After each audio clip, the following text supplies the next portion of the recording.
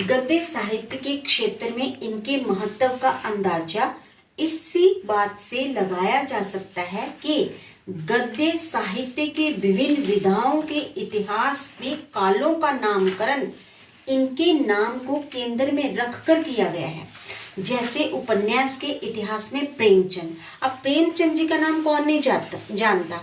उन्होंने उपन्यास के इतिहास में इतनी प्रसिद्धि हासिल की है कि उनका नाम हर कोई जानता है।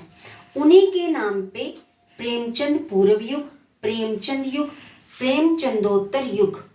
नाटक के इतिहास में प्रसाद पूर्व युग। अब प्रसाद जी का नाम भी बहुत महत्वपूर्ण है। उन्होंने भी हिंदी के इतिहास में अपना एक नाम की छाप छोड़ी है।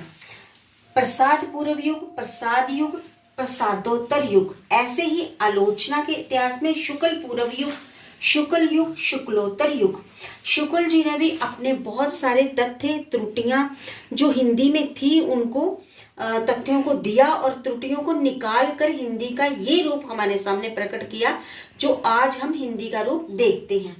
दूसरे शब्दों में ये हिंदी साहित्य के अलग अलग विधाओं के इतिहास में ऐसे प्रकाश स्तंभ के रूप में प्रतिष्ठापित है जिसकी रोशनी में हम पीछे और आगे दोनों ही तरफ बहुत दूर तक देख सकते हैं।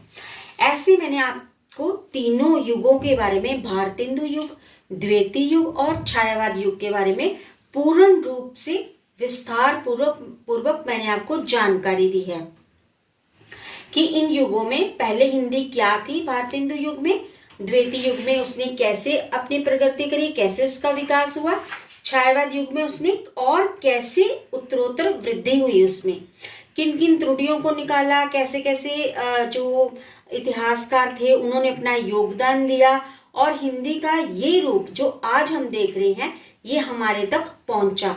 आज इसी हिंदी का विकास को हम देख के और पढ़ते हैं। Thank you. हिंदी में अनेक भाषाई गुणों का समावेश हुआ।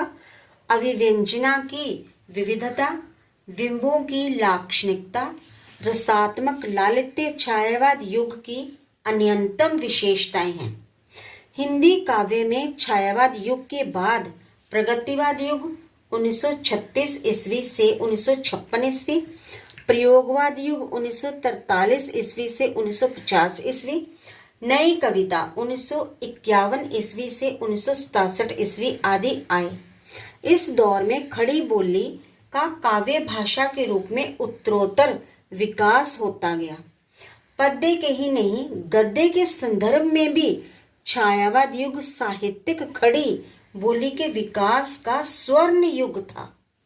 कथा साहित्य, उपन्यास कहानी में प्रेमचंद, नाटक में जयशंकर प्रसाद, आलोचना में आचार्य रामचंद्र शुक्ल ने जो भाषा शैलियां और मर्यादाएं स्थापित की उनका अनुसरण आज भी किया जा रहा है।